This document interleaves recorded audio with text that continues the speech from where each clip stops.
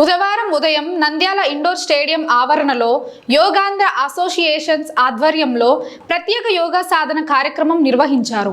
ఈ కార్యక్రమంలో జిల్లా collector Rajkumari, joint collector Suraj ధనుంజయ్తో పాటు వివిధ శాఖల జిల్లా అధికారులు స్వయంగా పాల్గొన్నారు. యోగా నిపుణుల సమక్షంలో కలెక్టర్, జేసీలు కలిసి యోగాసనాలు, ప్రాణాయామం, ధ్యాన సాధన చేశారు. ఈ సందర్భంగా జిల్లా కలెక్టర్ రాజ్కుమారి మాట్లాడుతూ యోగాభ్యాసంతో శారీరక దృఢత్వం, మానసిక ప్రశాంతత మరియు ఏకాగ్రత సాధ్యమవుతుందని అన్నారు. నేటి ఆధునిక జీవన శైలిలో పెరుగుతున్న ఒత్తిళ్లను జయించడానికి యోగా ఒక అద్భుతమైన మార్గమని వివరించారు.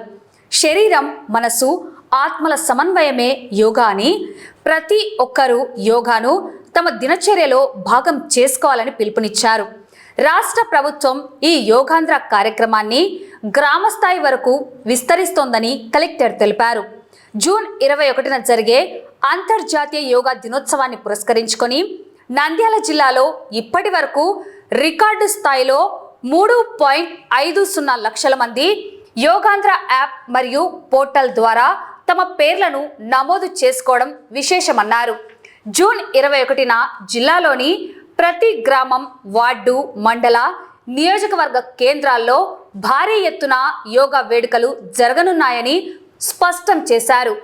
ఆరోగ్యవంతమైన సమాజ నిర్మాణమే లక్ష్యంగా సాగుతున్న ఈ కార్యక్రమంలో ప్రజలందరూ భాగస్వాములు కావాలని కలెక్టర్ కోరారు. ఈ కార్యక్రమంలో నోడల్ అధికారి డాక్టర్ యశోధర, ఆయుష్, వైద్య ఆరోగ్య, క్రీడా శాఖల అధికారులతో పాటు యోగా గురువులు పాల్గొన్నారు.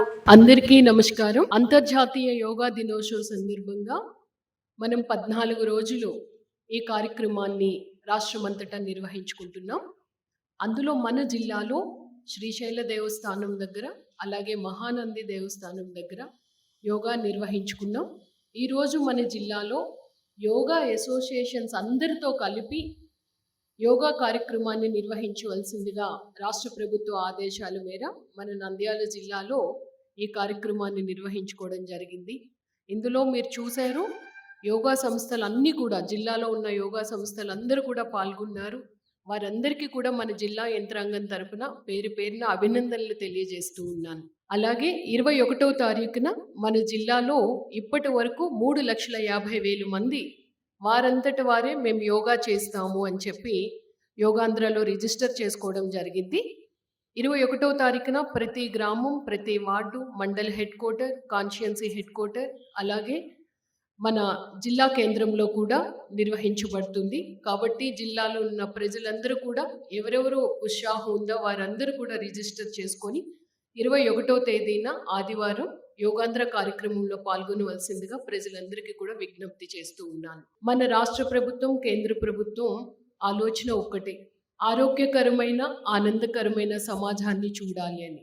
అందులో భాగంగానే యోగాని మన దైనందిన కార్యక్రమాలతో పాటు ఈ యోగాని కూడా మనలో ప్రతి దినచర్యగా మనం పెట్టుకుంటే మన ఫిజికల్ స్టెబిలిటీతో పాటు మెంటల్ స్టెబిలిటీ ఉంటుంది. అనేక అనారోగ్య సమస్యలకి ఇది చక్కని పరిష్కార మార్గం చూపుతుంది అని మన భారతదేశం యోగాని అంతర్జాతీయ స్థాయిలో ఎన్నో దేశాలు వీటిని అనుసరిస్తూ ఉన్నాయి.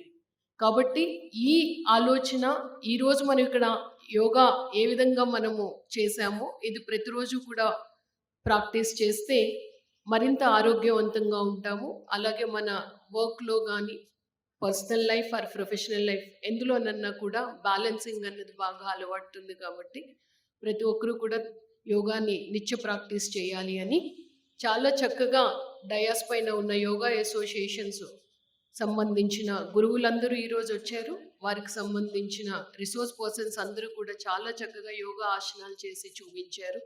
వారికి మరొకసారి అభినందనలు తెలియజేస్తూ, పార్టిసిపేట్ చేసిన అందరికీ, అలాగే ఎస్పీ గారికి, ఈ కార్యక్రమానికి నోడల్ ఆఫీసర్గా వ్యవహరిస్తూ జిల్లాలో యోగా కార్యక్రమాన్ని ముందుకు తీసుకువెళ్తున్న జాయింట్ కలెక్టర్ గారికి, Ayush department, medical and health department, sports department సంయుక్తంగా చేస్తూ ఉన్నారు. చాలా చక్కని కోఆర్డినేషన్తో కార్యక్రమాన్ని డాక్టర్ యశోధర గారు ఈరోజు తీసుకువెళ్ళి ప్రతి ఒక్క యోగా అసోసియేషన్ యొక్క డీటెయిల్స్ని మనందరికీ కూడా తెలియజేశారు.